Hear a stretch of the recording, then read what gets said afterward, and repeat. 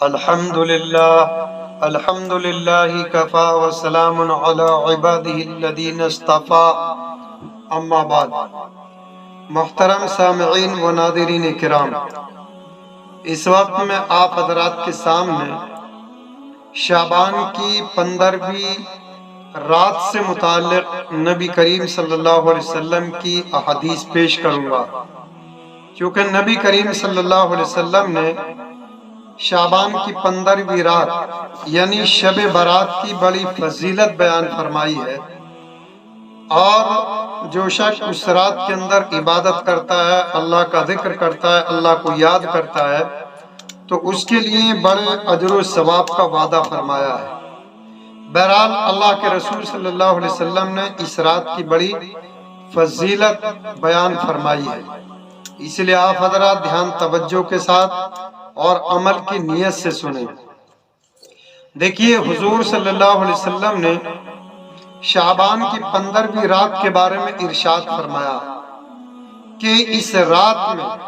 وہ سب بنی آدم لکھ لیے جاتے ہیں، یعنی ان تمام لوگوں کا نام لکھ لیا جاتا ہے، ان تمام لوگوں کا نام لکھ دیا جاتا ہے جو اس سال میں پیدا ہوں گے، یعنی اس رات کے اندر ان تمام بچوں کا نام لکھ دیا جاتا ہے جو پیدا ہونے والے بچے ہیں، اور اسی طرح سے جو لوگ اس سال میں مریں گے ان تمام کا بھی نام اس رات کے اندر لکھ دیا جاتا ہے، اور اسی رات میں ان کے اعمال اٹھائے جاتے ہیں اور اسی میں ان کے رزق نازل ہوتے ہیں۔ گویا کہ بندوں کو جو روزی ملتی ہے، جو رزق ملتا ہے، وہ سب کچھ اس رات کے اندر لکھ دیا جاتا ہے کہ کس بندے کو کتنا رزق ملتا ہے،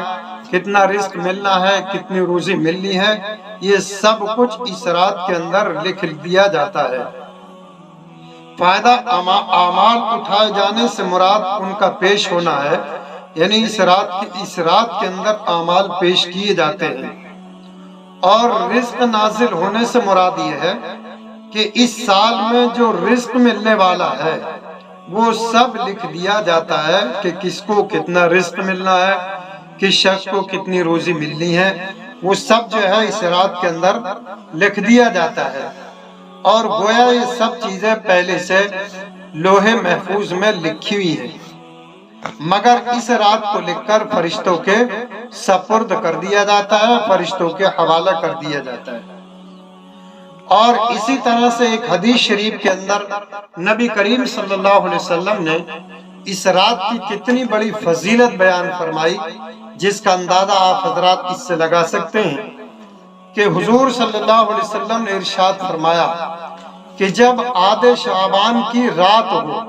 یعنی شعبان کی 15ویں رات ہو، تو اس رات کو شب بیداری کرو، اس رات کو شب بیداری کرو، یعنی اس رات کے اندر جاگو۔ اور جاگنے کا مطلب صرف جاگنے ہی نہیں ہے، بلکہ جاگنے کا مطلب یہ ہے کہ اس رات کے اندر زیادہ سے زیادہ جاگ کر کے عبادت کی جائے، عبادت کی جائے۔ اب دیکھیے، عبادت اس رات کے اندر آپ کئی طرح سے آپ حضرات کر سکتے ہیں، اور جو کئی شکلیں ہیں ان میں سے جس شکل میں بھی آپ عبادت کرنا چاہتے ہیں آپ عبادت کر سکتے ہیں۔ مثلا اگر آپ یہ چاہتے ہیں کہ ہم قرآن کریم کی تلاوت کریں تو آپ قرآن کریم کی تلاوت کر سکتے ہیں۔ اسی طرح سے آپ یہ چاہتے ہیں کہ ہم زیادہ سے زیادہ ہم نفلی نماز پڑھیں تو آپ نفلی نماز پڑھ سکتے ہیں۔ آپ یہ چاہیں کہ ہم زیادہ سے زیادہ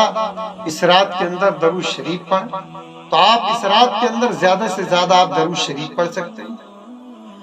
آپ یہ چاہیں کہ زیادہ سے زیادہ بیٹھ کر کے ہم اس رات کے اندر ذکر کریں، آپ ذکر کر سکتے ہیں۔ زیادہ سے زیادہ آپ دعا کرنا چاہتے ہیں، آپ دعا کر سکتے ہیں۔ آپ یہ چاہیں کہ ہم زیادہ سے زیادہ قضا نمازیں جو ہماری نمازیں پہلے چھوٹ چکی ہیں وہ ہم اس رات کے اندر پڑھیں تو آپ وہ رات کے اندر، یعنی اس رات میں آپ وہ قضا نمازیں آپ پڑھ سکتے ہیں۔ یا آپ ہی چاہیں کہ تھوڑی تھوڑی ان ساری عبادتوں میں سے تھوڑی تھوڑی ہم کریں، یعنی کچھ دیر ہم قرآن کریم کی تلاوت کرنا چاہیں، کچھ دیر درود شریف پڑھنا چاہیں، کچھ دیر دعا مانگنا چاہیں، یا اسی طرح سے کچھ دیر ہم نفل نماز پڑھنا چاہیں تو ہم اس طرح پڑھ سکتے ہیں۔ صلاۃ التسبیح آپ پڑھنا چاہیں تو صلاۃ التسبیح آپ پڑھ سکتے ہیں۔